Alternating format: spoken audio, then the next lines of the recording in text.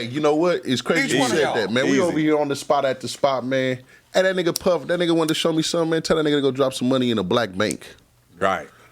United, Greenwood, Industrial. You know what I'm saying? Hey, shit, I only named 3, but I got one of them things. I mean, it's like, what, 12? Yeah. Yeah, whatever. Yeah, fuck Puff, on the Broadway Federal, still over there, Broadway Federal. Broadway Federal on mamas and shit, Where them man. niggas be at, though, when it be a real black issue, though? Niggas sitting in their gated house with their feet up.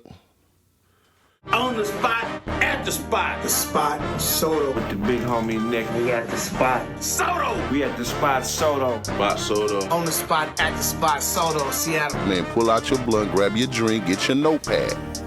Cause it's a lot of game.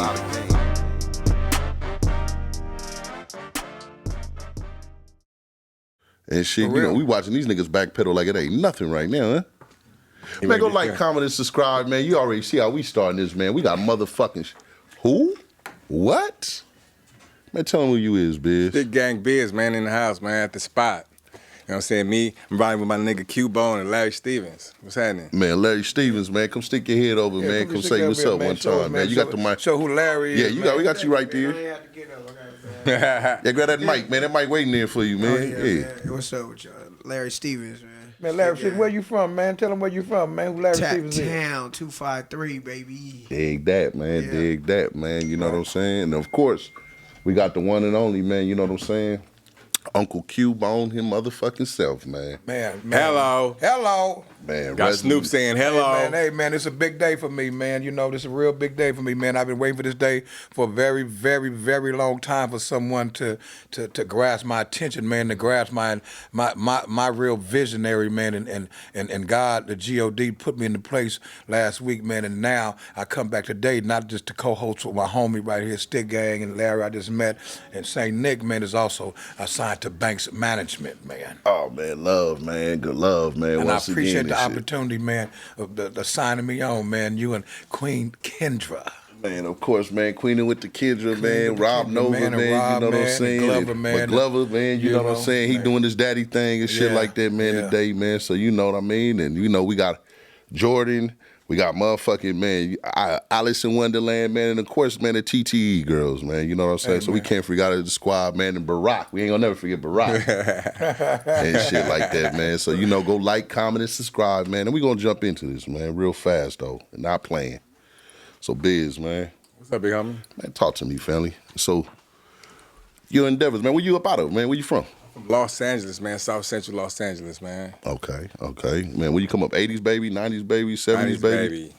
90s baby? Yeah, man. I'm out here in the Northwest, man. I done moved up top. Oh, man, we know you from the Northwest, man. I ain't from the Northwest, but I'm here, though. Oh, man, we know you in the Northwest, baby. I fuck around and get the Space Needle tatted on me. It's as good as this town. This town been good to me. Look, as quiet as it's kept, man. You know what I'm saying? It's on the arm, man. You know what I'm saying? We don't get this shit fucked up. I might be an Inglewood nigga, but I tell them from Bellingham to San Ysidro, I-5 bound and I-5 down. Yeah. All the way around, baby. It's all the West Coast to be. I-10 and that I-5 tat. Come on, baby. That I-5 tat is because of this town. Real talk. Up and down that thing, man. So, man, you come in, you know, tell us a little bit of history, man. You come up out of L.A., man. Where you went to school out there? Where your family from? I'm born in Belize, bro. Dig that. Belize, man. Yeah, I'm born in Belize, man. My dad got killed, man. And my mom, he got killed while I was in my mom's belly still. Okay. You know what I'm saying? And then she left and went to L.A. So, but I was 2. It took her about 2 years to get paperwork together and all that. Went to L.A., man. Man, shouts out to my Belizeans, man. It's a lot of Belizeans in L.A. A lot of people don't know. The Belizean community in L.A. really is in the 30s, in the 20s, off of Normandy, King Boulevard, and all that, and then coming up to the 50s to South Central on the east side. That's the whole Belizean community, the north end of Los Angeles. Yeah, look, my auntie lived on. First we lived on 58th in Normandy, and my uncle lived in the back house, and my auntie lived down the street. And then we moved on 48th because my other auntie lived on 46. You know what I'm saying? And you know what I'm saying? Right there on Broadway and 48th. You know what I'm saying? Yeah. Mamas, man. You went to Jefferson? I went to Bud Long Elementary. Okay.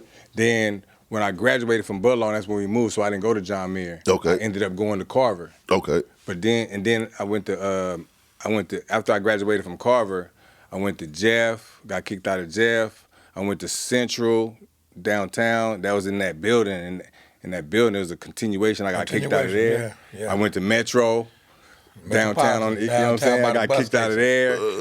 I ended up at Washington. Okay. Washington High. Yeah. Miss Lamont. Who? Miss Lamont, principal. Bro, I wasn't tuned in. And then by that time, you know Jay from Six Deuce East Coast? Not off the top of my head, though. I forgot what they call him. Something Jay, but Big dude? yeah. Yeah, big dude. Yeah. Yeah, Big J. Yeah. Yeah, that's my cousin. Okay. So remember Ted, you know Ted? Yeah. Ted introduced me to Jay. Remember the swap meet across the street from Manual Arts? Yeah, when they opened that up on 42nd. I was with Ted and Jay came up there. He introduced me to Jay. Jay was a big dope boy. So, and I was riding around on the scooter selling dope at that time. Yeah. All up in different neighborhoods. Allegedly. You know what I'm saying? So Ted introduced me to Jay. I started being down in East Coast Hill fucking with my big cousin. He was balling. He taught me how to whip the wrist and all that. You know what I'm saying? I ended up stopped going to school because the dope spot was a nighttime thing. Yeah.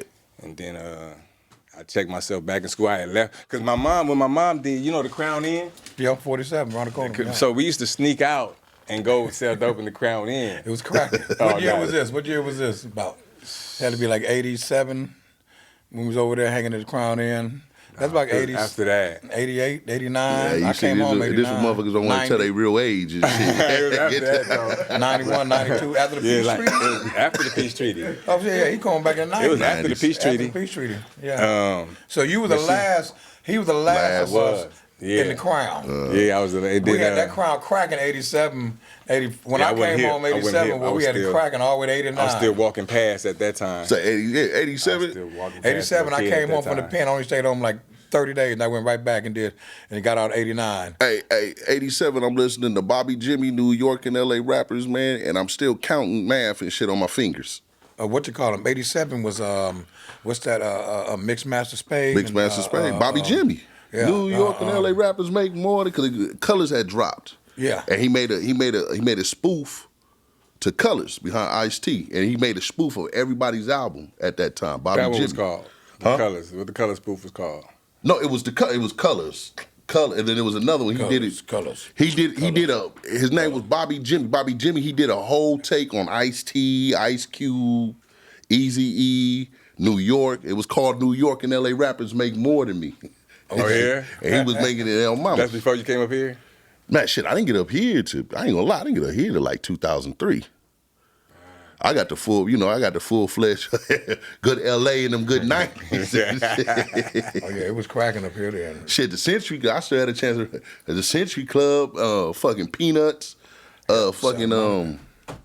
Miyagi's, Dublin's. Miyagi's. White Miyagi's across the street from each other. Miyagi's across the street from Dublin. I fuck with Jamie Foxx up at Dublin's before. Come on, that was niggas. Dublin's, niggas don't know how much Jamie Foxx used to really be. Maybe he threw parties at his house in the valley. Man, come on, everybody went through there. Everybody went with the basketball court back there. Yeah, they wouldn't even let us in. We was there first. They wouldn't even let us in. It was a private party. Then he come across the street from Miyagi's to Dublin's. Yeah, this nigga gives he ain't know me from shit. He give the security $300 for me and my two homies. It's the type of brother. Yeah, to come in with him.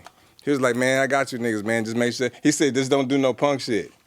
Oh, you talking to the wrong niggas, nigga? What's up? I used to growing up. He used to see me, Five Deuce and gang banging.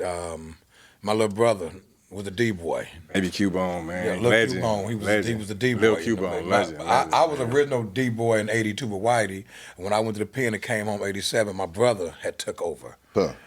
He was the first person on the east side with a Silverado truck with the most bumpingest music in all of L.A. My little brother, he had an 87 Silverado, brand new, with 15-inch invoice speakers in the bed. I'm talking about, back then, you come up the street, your windows rattle. You got the big picture windows. And Real talk. I remember that. I couldn't even come out the house at that time. Mom's wouldn't let me out the house at that time, and he used to rattle the block. I remember that. Come down to that blue low rider, the Regal As We Lay on the trunk of it, playing Shorty Murdoch As We Lay on it. And and my little brother was the first person like going to Club Paradise back then on Santa Monica back in '87. He was going to clubs. I'm coming home. Century Club wasn't even open yet then. You know what I'm saying? It was Archerson was the big club promoter back in the Paradise on Santa Monica. Let me find out you was at Carolina West. Oh yeah, man, that's my shit. Where man. that's at? I heard that. That's one of them old school That's spots. an old school club. That's right there, right there in Culver City. Mm-hmm. Oh, what's the spot on Western? The old school spot. Western was the Player's Choice. You had the Player's Choice. Across from Fast Eddie Steakhouse. Mavericks Flat? Mavericks Flat. Mavericks Flat's on Crenshaw. Still there, ain't it? Yeah, right now. Mavericks Flat, but the Mavericks Flats, original Mavericks Flats on Crenshaw right there now. It's the sister that own that now. She bought the Mavericks Flat out. Then you got, but on Western, you had the Workshop on 91st. Then you had the Player's Choice. The older club was on 89th and Western. What was the name of that club? It used to be on Crenshaw and Imperial. Crenshaw Imperial was the what's the name of that club, man? Right there on the corner. Was it the Mirage? The Mirage. Oh, my homie got killed out there. The homie Kev. Is that spot Kev got killed. Flower shop? Kev It's be by Flower Shop on Mama's. Yeah, right behind the flower shop. Yeah. Flower shop. He got killed right That was there. called Mirage. Kev got killed. Kev, you know, the one on 50 boat on 51st. He had the blue truck. Like Lil Cubone. Remember, he bought the blue Silverado truck from Grape Street, and he bought a blue Silverado. He got killed at the Mirage. He was getting into it. He was talking to a girl. Her daddy was a security guard there, and he must have called the girl a bitch. She went and told her daddy. When he waited till the club was over with the daddy security. So he waited till the club over. When Kev walked to his car, the daddy walked up to him and said, "Man, next time you call somebody a daughter a bitch, man, make sure your daddy ain't around." Wow. Dropped him right there. Yeah. He took it serious. Take it serious, man. You know, most daddies gonna take it serious. Especially, I got a gun on me, and I'm capable of doing this. And the worst thing you can do is disrespect my kid. Yeah. And I'm right there. Now, if they call me and I got to get there, by the time I get there, I'm gonna think about it, whole situation. But right there, that moment, for every action, there's a reaction. His reaction was, as soon as she told him, he probably wanted to do it. You know, but he waited, thought he was gonna get away with it. And it depends on how she told him too. Yeah, depending on how she told him. But he was hot. You know what, man? That shit fucked off, man. Cause like, man, I got sisters, right? And my grandfather, at 15, pulled me by my shirt, was like, "Hey, I'll tell you something real fast.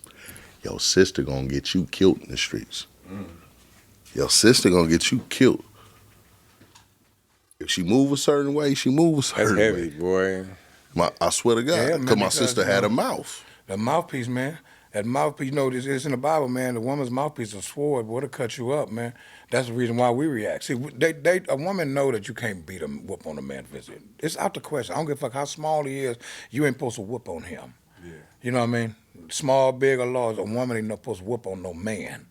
A man gonna find a way to whoop on you, whether he gonna grab, so he gonna bust you down fast.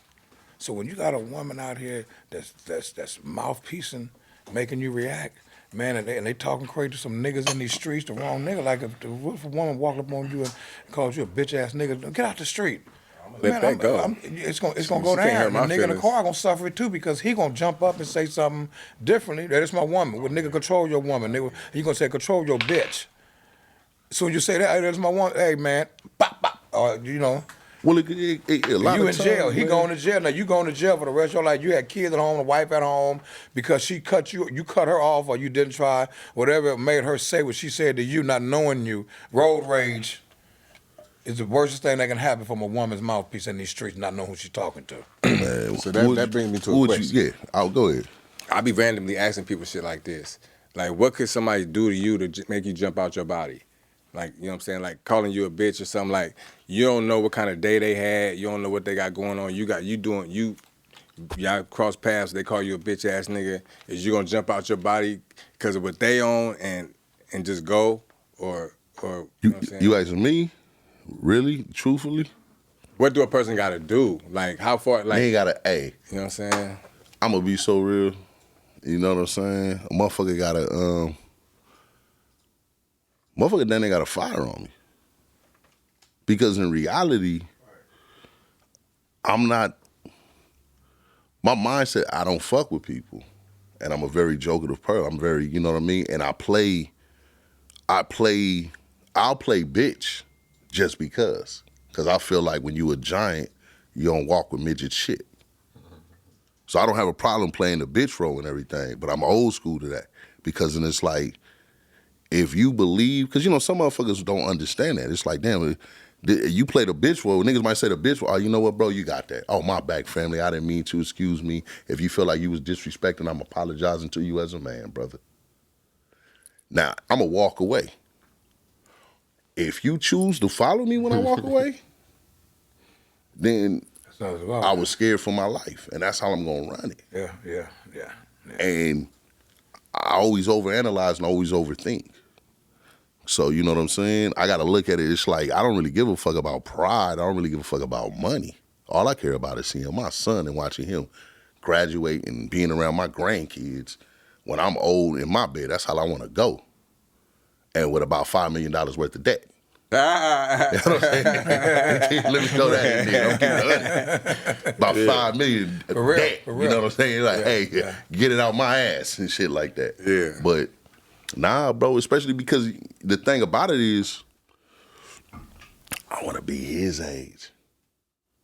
No offense, Cuba, I want to outlive you. Yeah. Biz, I want to outlive you. Yeah. I want to go to your funeral. I want to attend your funeral. Yeah. That's some shit. That's some real shit to say right there. You know what I'm saying? And opposite of that, I said, in the age I am, and I'm proud because I look back on youngsters that's 25 and 35, and I tell them, I said, listen, man, even 40, anybody that's 5 years younger than me, I say this here, man, I met where you're going to get on age-wise. I know what it feels like to be 55. I know what you finna go through. You can't tell me what it feel like to be 55 because you ain't got that far. You ain't got to 40 years old yet. You ain't got to 35 years old yet. That's why I tell a 20-something-year-old dude, you know. You got 30 more years to get where I got. Them 30 years that I got from you, in between me and you, that I did, I come to talk to you. So you can't go back up with me. When you go back up with me, it stops right here. You can't go to the next day with me. I'll come back and talk to you. I took you to your far as you can go is right here, your age. That's it. You got next year coming in 6 months. Well, next year you'll come. I'm finna go into next year right now. I already know what to walk through. I've been up this yellow brick road before. Everybody can't go 2 and 4. That's my saying. Everybody can't go 2 and 4. And I only say that because at the respect that I have in these streets and the credibility that I've earned, I don't abuse it. I know when I walk back into situations, I'm walking back in my time. To talk to you, to grasp you, to be a part of your life, to be a part of situations that I helped create back then. I paved the way, and I'm still in the way. You know what I mean? So, and I'm not a barrier in the way. I'm a factor in the way. Yeah. You know, I know what I'm worthy. I know my prices. I know the worthy that God have given me and anointed me to come do for you. And let's go up there. Like I tell them, don't go back no more. You going to hell. I'm not going down there with you, brother. You turn around and go back like you 15, 18, or 2 days back, I can't go there with you. We're going to keep it right here to present today, and tomorrow's coming. That's the way it's coming. So, Biz, man, you know what I'm saying? What's the first thing you do when you wake up? Dogs, man. Dog duty, man. I be on puppy duty, man. I breed Frenchies and I breed American Bullies, man. Yeah? So the first What's the name of the kennel? The kennel is called Rust to Gold Dust. Rust to Gold Dust Bullies. Okay. You know what I'm saying? Then we got multiple kennels. You know what I'm saying? I really, one of my homies out here came to me with the idea, and he was like, this is what I want to do, and I just supported him 100%, helped him do it. He did it, and he started a kennel, and then I was like, he kind of like gave me a deal about a dog that I couldn't refuse. I wasn't even really thinking about it. He gave me a deal. He gave me a dog, a blue American Bully, paperworked up and all that, for $400. And he said, it's a girl. He said, I got the boy, the stud. When she ready, I'll let you hit with my boy. And then I'll help you sell the puppies. Bro, I sold the puppies for $1,000 a piece. I had 9. I was stuck right there. I kept 2 of them. You know what I'm saying? 2 girls. And I got like 40 dogs at the crib right now. In my yard. So I'm Kennel B. So that he would be Kennel 1, I would be Kennel B. Gotcha. Because I'm Biz. Yeah. You know what I'm saying? So it's Kennel B. It's Rust to Gold Dust Kennel B. Now I got like, you know what I'm saying, a whole bunch of dogs. Some of my dogs like $7,000 dogs. You know what I'm saying? I just had a litter of Frenchies. They're like 3 weeks old. Yeah. You know what I'm saying? That's what I'm running. That's So the first thing I get up, I fuck with my dogs. So what to look for when it comes to that, man, you know what I'm saying? Because if y'all don't know, man, bro dude, man, you know, we sitting here with entrepreneurs, man, you know what I'm saying, and mindset and thinkers. So bro got his hands in a lot of shit. Legitimate though, man, you know what I'm saying? So we gonna sit here, this is just his game. So he giving you a hustle right now. We gonna put it up. Hustle number 1, dogs. You know what I'm saying? So what do you, in regards to you, what do you look for, man, when you see a dog, when you know, like, okay, when you put them together and everything like that, man, like, what did you really? I specialize. From my first dog, man, she was pretty eyes, pretty. She looked like it's a bully, but it looked like a girl. So, like, my dogs the girls look like girls. You know what I'm saying? I specialize in Merles. My first, the first male was a Merle. So my first litter was Merles. I specialize in Merles. So that's kind of like they cost more. Yeah. You know what I'm saying? It's a shorter, stockier. You know, my first dog she had a little more terrier look, a little taller, thicker. I mean, not really thicker, but just kind of medium, taller. I've been breeding her down, boom, hitting her. You know what I'm saying, working it down. So my thing is like, what I look at is like shorter, thicker, fatter, blockier heads, shorter snouts, straight back, you know. Man, what's the most you ever sold one dog for? Most I ever sold a dog for was $5,500. You know what I'm saying? I got some dogs that's worth more than that, ain't for sale, because they're my keepers. Yeah. You gonna keep that, man, you know what I'm saying? So it's like, but my goal is to have, I give it another year or so, to have like, they be 10 racks a pop, and they be sold before they old enough to go. They go at 8 weeks. So in a month, man, what you go through? Just I had good months, I had slow months. I might sell nah. I don't know. We ain't gonna tell them suckers that much. What you want to know? I want to just know, just monthly, what do you spend in just food? I spend? Yeah, just in food. I'm like $500. Okay, that's not bad. I'm like $500 on food. That's not bad on my mama and shit like that, man. You know what I'm saying? You feed them raw, kibble, what? I feed them. I switch. It depends on like if somebody look like they're having some kind of, like my girls when they get pregnant, they go to raw. You know what I'm saying? Like I got a boy that got allergies. You know what I'm saying? He on raw, but for the most part they get just that top notch kibble. Okay. Victor, fuck with Victor. Victor, that's okay, man. That teal, that turquoise bag, because they got different colors for different protein amounts and all that. Let's take him back, man, on your first business that you did. You came home from the Feds. What year you came home from the Feds? What year was that? 2006. 2006. When you came home from the Feds, I remember Biz, I called him Steve. I had my own name for him, was Steve. Yeah. Your first business, I seen you do, you came home immediately ran writing your books. Oh, yeah. I was stressed, bro. I was fighting a big case, man. It was talking about life without, you know what I'm saying? So I was writing. I was just trying to get my mind off of shit. Court dates so far advanced, I'll start writing. No, what happened was I was reading, because, you know, the books were circulating. So I was reading. And it wasn't nobody from L.A. It was all New York niggas and Philly niggas. And I was like, man. What's some of the books?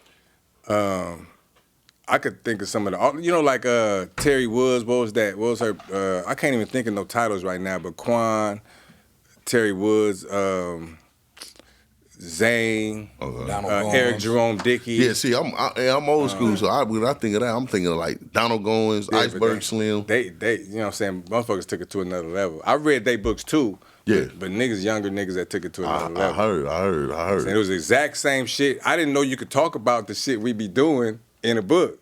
Yeah. You know, shit I was in jail for. You know what I'm saying? Niggas I ain't never really seen. So I was like, I got a better story. I got an LA story. Real talk. You know what I'm saying? So, but I was thinking movie, but you know what I'm saying? Like, I don't know if I could really pull off a movie, so at least I could write it down. And so I just made a dope ass book. Just dope ass, you know what I'm saying? Then when I got out, I didn't even know how I was gonna turn it into a book. Really, I wrote the shit down with a pen or a pencil, whatever. Then I went to the law library and typed it up on a typewriter. Then when I got out, I typed it up on the computer. Yeah. Then spilled lemonade in the laptop and blew the whole shit and had to start over. Then you had it up here though. Then Miss Rosie Milligan, on behind the Louisiana Chicken on Manchester. Okay. Everybody was like, fuck with her, talk with her. She an old school lady. She put you on. She do all the legitimate stuff like wills and corporations and publishing and shit. What's her name? Rosie Milligan. Rosie Milligan? Dr. Rosie Dr. Milligan. Rose, okay, man. And she put me on. She got me published. She told me what to do. She was like, just pay me. I forgot how much I paid her, like $1,000. Okay. And she held my hand and was like, okay, this is the printer, this the editor, this the, you know what I'm saying, fuck with him, and got my book done. Dr. Rosie? Rosie, Rosie, Rosie Milligan. Milligan, okay. Don't worry, man. When you see this episode, man, we gonna find her info and put it up for y'all. That's my mama. I call her mama. Okay. Yeah. Well, yeah, now you doing you giving a great promotion right now. Because I'm gonna keep it 100. I'm gonna go find it. Man, because he has to put books out there, you know. And back then, when he put his books out, a lot of brothers wasn't putting books out, and but a lot of brothers was reading because their social media wasn't into really full effect at that moment in time. Yeah. So he really had to hustle them books. And I should see him pull up and hustle them books because he was low riding. You know, before he went to the pen, he was low riding. Okay. What you was low riding? Shit, I had a '73 glass house, all chrome up under the bottom, 4 gates, white interior, white leather interior. It was like a teal white bumper kit with a Dayton in the back. I had Cutlass with the same look with a baby blue. You know how to blow some money then. Yeah. Brand new day, brand new 100 spokes. Yeah. Motherfuckers don't understand, man. When you kind of all that and shit. Yeah, breaking shit every Sunday. All that. Every Sunday. Yeah. Every Sunday. So, in your mind, what put it in your mind? Because, you know, I'm not going to take no guess what you used to do. You know what I'm saying? But I'm not going to ask you either. What put it in your mind that, you know what? I can sell these books with the same diligence that I was doing whatever the fuck I was doing. Like, what? Because, you know, that's hard, especially coming home. You seeing you gone. Time, everything stopped for you. Now you come home. Suckers you knew that was suckers, they on. Motherfuckers is weirdos. Money that you had in the streets is, I don't know. I sent that to you. What's your mindset thinking to even, because because that's a revolving door, that prison system. I'm gonna keep it real, man. My shit is an open book. You can ask me whatever. But that was my second time going to the feds when I started writing. Okay. The first time I got out, I got right back to the bullshit and went back. Okay. You know what I'm saying? So I was just tired. You know what I'm saying? Because the police fuck with you, bro. Like, I be telling people, like, I feel like my car is my car now out here. Like, in LA, I feel like it ain't even mine. Because y'all can just pull me over and just go through it and just take it like it ain't even my shit. Right. Like, I can't even be secure and have something in here mine. You gonna fucking, you might take, you know what I'm saying? Like, out here, I feel like it's mine. They don't be in my shit. Police ain't never been in my car out here. Real talk. They never put me over. So nigga was just tired, bro. It's just like, I'm tired. Obviously, man, I just want to do something right. You know what I'm saying? Because obviously I ain't doing the right thing. I don't want to be on the opposite side of the law because I can't win. Yeah. So I was just tired, man. I was just like, let me try to do something else. And I had time. That's all that was. I was trying to be legit. So let's jump forward on something. I asked you this here, you know, and he don't know about this, and I do. You know a lot of history, me and you know, and I watch you create a lot of your businesses. I watch you go your journey. You follow my lead on a lot of stuff in life, you know. You see me change. You see me change over from the bad guy to the good guy, you know. Right. Everything, you know. You created the thing, StickGang. Yeah. Tell us what StickGang you created. What is that about? Second time I went to the fair, I was in jail with Gangster, Hot Boy Gangster. Yeah. He actually helped me write he actually told me, because he was writing books. And he had like 3 books, 4 books when I got there. Well, so he actually gave me some tips on, we'd go out on the yard with the note and pad, he'd give me some tips on how to do how he did. I read all his books and shit, so I was in there with Los too. Los and Gangster was Sally's. Okay. And me and Los used to just walk the track and rap and shit. And then when we got out, me and Los stayed in contact. You know, we both rapping, we both still doing our shit, but one day we was just on the phone, me, Los, and Geach. Let me show, I got this right here too, where I had it. Right here's Geach, rest in peace, man. My nigga just died. You know what I'm saying? I feel like he died. Yeah. Ohio? Yeah, he did, bro. You didn't know? Dang. He died, man. When? It's been like a month and a half. When he was sick, he got killed? Nah, he had a car accident with a semi. Man, he was a hard brother, man. I never met him physically, man. Man, rest in peace, Geach, man. He's one of the hardest rappers come up out of Dayton, Ohio, man. Youngstown. Toledo. Hard young dude, man. Hard. He did that song Hard. Him and the dude named Maserati. Yeah. Man, that's my favorite song, brother. Rest in peace, my boy. He the hottest StickGang artist, period. But me and him and Los on the phone, just chopping it up, fucking off. And we talking about we should come up with a name, because Los is running with the larger than life. Right. But for some reason, we on the phone talking about a name, and because Los put out the larger than life mixtape, and he had me on there, had Geach on there, had everybody on there. Right. And so we just, I don't know, man. Los said we should try. Somebody said something else, gang, and then Los said what about StickGang? And we was like, damn, that's hard. So I was like, I'm gonna look right now, see if it's available. It ain't gonna be available. That's too simple. Yeah. That shit was available. I bought the .com, I did the LLC, everything right there. You know what I'm saying? So we just started recording, just running, just dropping shit, just, you know what I'm saying, doing what we do, but it was more like cohesive now. He brung Bowlegs in, we brung Tasha and Rim, you know what I'm saying? Then I brung Larry Stevens in, and City and shit, and Los had found Geach. Okay. You know what I'm saying? So we just kind of got more cohesive and started really just rocking it out, just really, you know what I'm saying? So that's where that came from. Right. And you know, y'all secured a deal with Empire? Yeah, I did. Yeah, I did. That deal with Empire, bring that to the table. You know. Yeah, we Empire artists. We ain't gonna get killed though. Empire ain't gonna kill us though. Man, so when you walking into that office to do that deal, I did it over the phone. I was up here. Okay. I was up here. My nigga, damn man, don't let me, man. Where? Man, we gonna say your folks, man. Don't hey, you drinking and OG smoking, Suicide, baby. bro. OG Suicide, my nigga. Okay. OG Suicide, he be on No Jumper and shit. OG Suicide, AD is his brother or his nephew. OG Suicide put me on, man, with Empire. Mm-hmm. Yeah. One thing about Biz, man, you know, he always been a brother of good character, good integrity. Like, you know, with Biz, man, it's like it's hard to figure him out because he's so low key, like conservative. But he's also a people's person, but he's like laid back. But he's not laid back. You know, he's a workaholic motherfucker. That's what he is. When he go in the club, he laid back. You know, he gonna be kicked back. He gonna be smooth, side about him, sharp. He gonna fit in wherever he get in at. You know, and I always admired him about that because he always admired me about what I do. You know, always see me bless me. Oh man, I like what you're doing, man. You know, his little brothers and you know his whole family. But one thing good about him, I could say that you know, he didn't let the streets take control of him. You know, he didn't let the streets mislead him. A lot of us look up to him because he, apart from where we grew up at. He grew up on the same street I grew up on. We run his brothers from Baidus. He's from my neighborhood, but he's don't out there like that. You know, he'd never been out there like that. He didn't have to come hang around with us every day.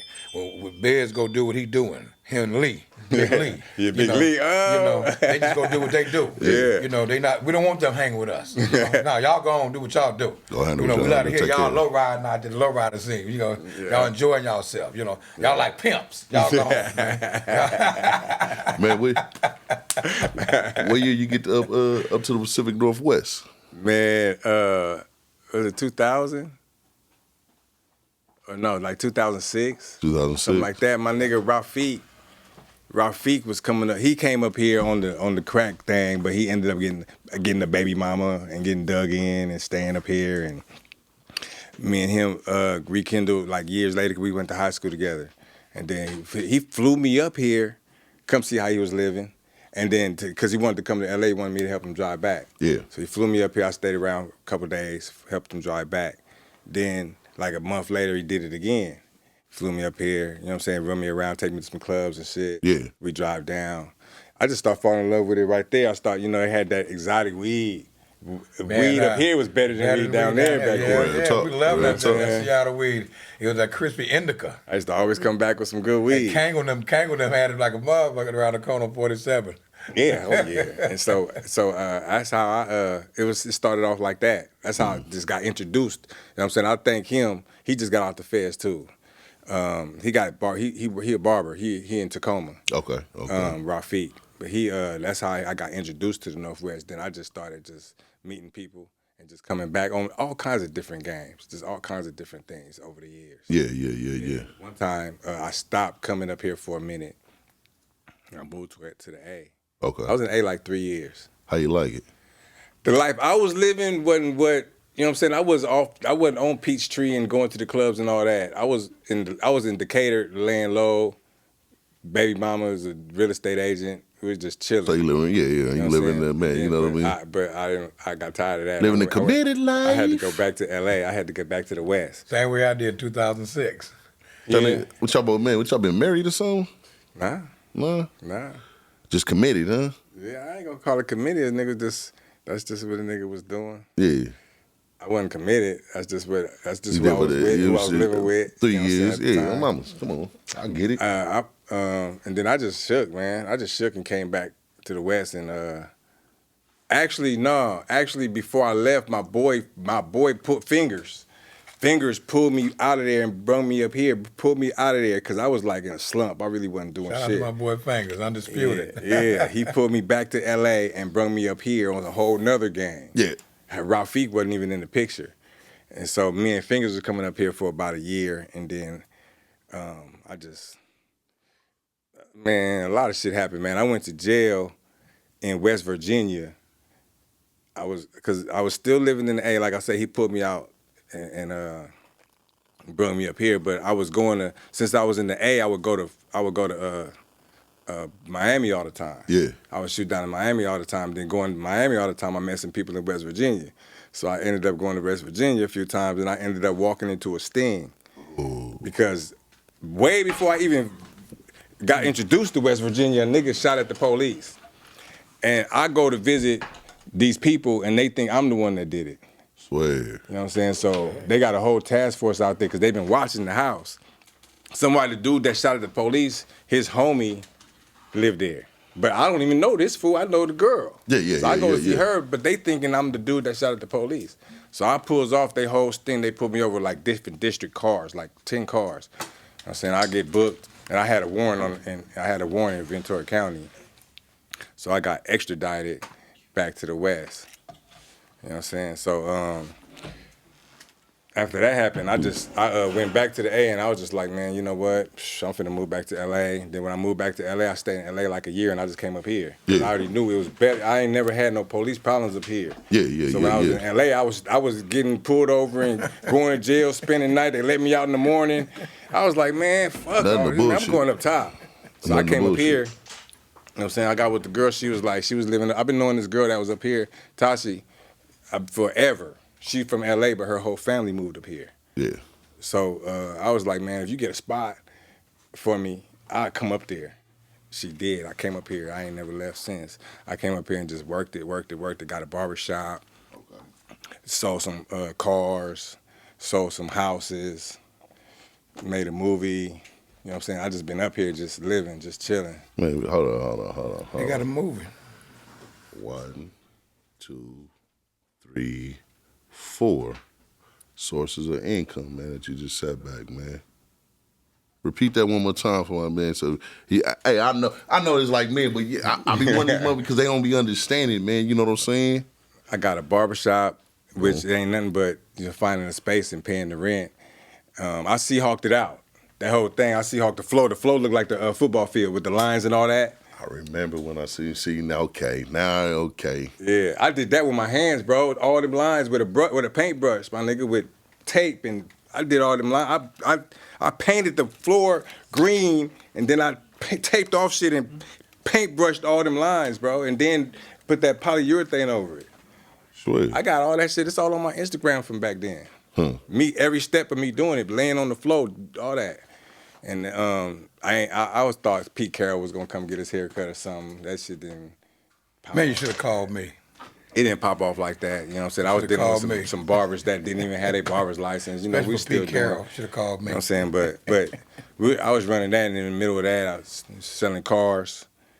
And when I was selling cars, I used to be like, man, I want to sell houses like we sell cars, man. I want to do that. One day, man, I'm gonna sell houses like we selling these cars.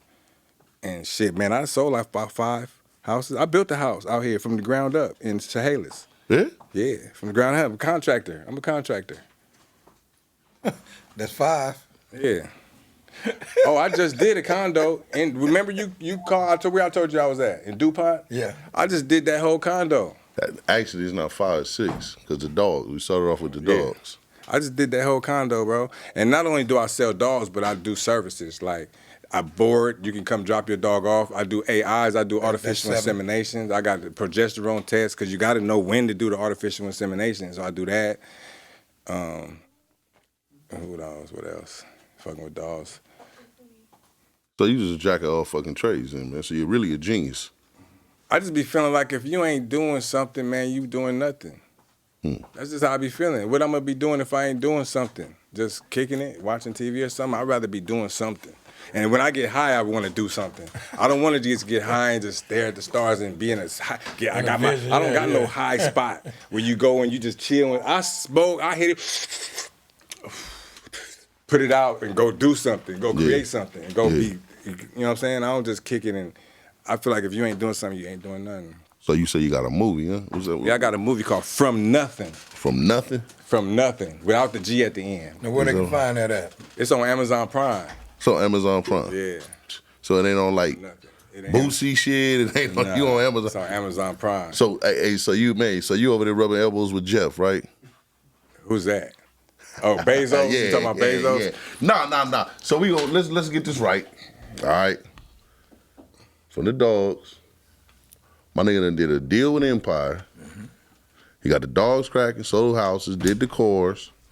You know what I'm saying? A writer. You feel me? There's some other shit going on in there. Oh, barbershop, entrepreneurship and everything.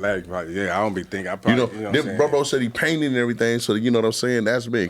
Construction company. Contracting. This girl, her whole condo flooded out. So, boom, insurance money right there. And you're just one man, right? I could do all that shit myself, man. It'd be like meditation.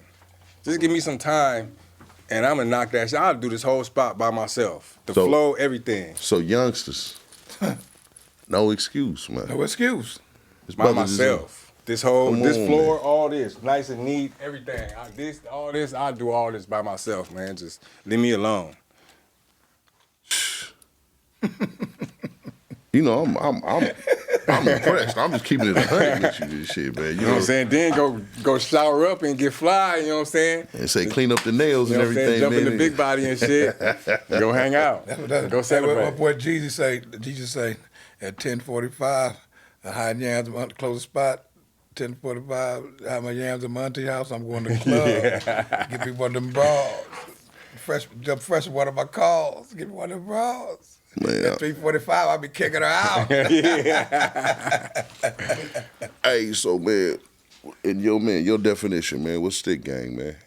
A gang of niggas sticking together, sticking to the script. You know what I'm saying? It ain't this way today and then another way tomorrow. Ain't no sometime you ass fair weather shit. You know what I'm saying? Just sticking to the script.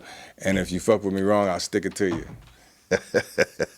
What we tell them, boy, on what that BT weekend, L.A. We had the Airbnb. That was like what That was like 218. In the hills. That was like 218, huh? Yeah. That back 218, summer 218. Yeah, that was about 218. It was, because that's what I say in the song I recorded. We shot like 5 videos in there. I say 218 on that song. And I did a PSA, because that's when I said, everybody in LA Bloods and Crips with the StickGang. Don't let these dudes come to our city and tear our city up and do some robbing, jacking. Last night we gave y'all a little taste of it, of trying to rob somebody in our city, and you got to smash. I said, now try it again today. Remember we left and we went to the Chevron on by the Beverly Center. That nigga Red was out there singing. And then we had we met the bounty hunters. Remember the bounty hunters pulled up. Little youngsters rapping behind. They was in all the Bentley. They was in the Bentley. Remember we combined with them. They're like, yeah, we the same. We heard that PSA y'all did, man. Man, we're real. We ain't letting motherfuckers come to our town and tear our shit up, man. This is our town. We gonna party. We gotta have a party. They had the Sofitel right across the street was cracking. Yeah, Sofitel was cracking. I stayed trying to get in there. I'm like, can we go inside, bro? It already took us forever to get from the goddamn hills to come down because people keep coming. People keep coming like, bro, we didn't even throw a party, but it was a party for like 4 days. We didn't even throw a party, but just between Cubone and me and the other homies that's telling people where we at, Motherfuckers just coming through. People wasn't going home, bro. So hey, look, I turned to the valet driver. I make the park down the hill. I drive the Cadillac truck down the hill, pick him up, bring him back up. I turned to the valet driver. Ain't that much parking up there. And then so we go to never no parking up there. We go to the No, the dude gave a party. They shut him down up there. Was it Gucci Man or somebody? Remember gave a party right above us that weekend. They shut them down. They passed us right on up. And some of them people were trying to float them where we was at, but they see some blacks standing out on the little hill. You know, it's like Hollywood Hills. Yeah. So they go on that little street. We was right between Skirball coming down to the valley and looking over to Bel Air, but our view was looking toward the valley, toward Florida Ranch and all that. Yeah, there's a video called "Closer to My Dreams" that show all that. Yeah, we had. But yeah, Cubone rep StickGang hard. You know what I'm saying? All around Snoop and all that shit. That shit's good shit, man. Good shit. I keep them together. You know, I tell them, you know, because Los is like a little cousin to me. You know, Los' cousin is from my hood. When Los met him in the feds, they didn't know each other, had relationship from where he's from. Los B. He know who B is, but he know that's Los' cousin. And Los Scooter and Rat and them cousin, and you know, for my husband, Los been there with us. You know, Los been there with us and doing all this for all the time. So it was like, they like, man, we from the same community, we just didn't know it. We way in Kentucky. Yeah. In the feds, and then they came home and they both created the StickGang and they blew up on it. You know, and when I came in, I've just been the uncle, y'all keep doing this, and we're gonna do this here right, you know. Then I bought Fat Rat and got him to get with y'all and stuff. And, you know, it's like you said, man. Larry at the gym, he boxer. He taught me how to box. Then I learned that he could sing. And he's filthy, man. He's very nice, man. He's a total another vibe. You know what I'm saying? Like total another real crossover stuff. Hey, Larry, man, kick a acapella. He on mamas, man. Don Julio, but First let them know where they can find you. First let them know where they can find you at. Your social media and shit, man. To be honest, man, I ain't really got that. I'm on the we got StickGang.com. Yeah, StickGang.com. Hey, StickGang.com, man. Yeah. You know what I'm saying, man? You feel me? Kick something, man. All right. He love that shit. Woke up this morning, found a letter that she wrote. She says she's tired and I'm always on the road. Too hard to swallow being alone. She needs someone night that she can hold. I must have told her 1,000 times or more. Silent cries I used to ignore. God knows I love her. Didn't mean to hurt her.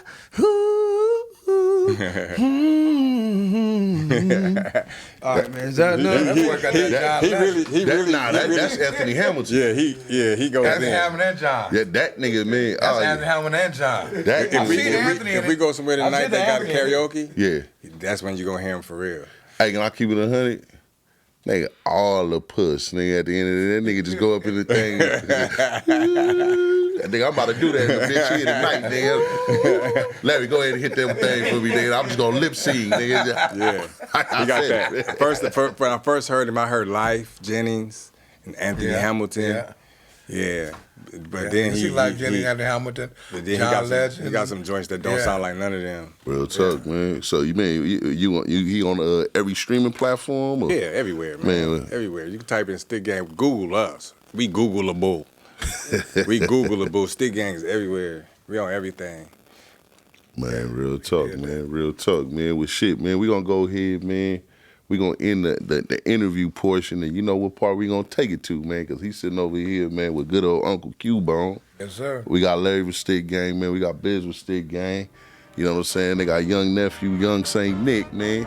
And we gonna talk this shit after dark, bass. You know what I'm talking about? Hello. Off top, man. We at the spot.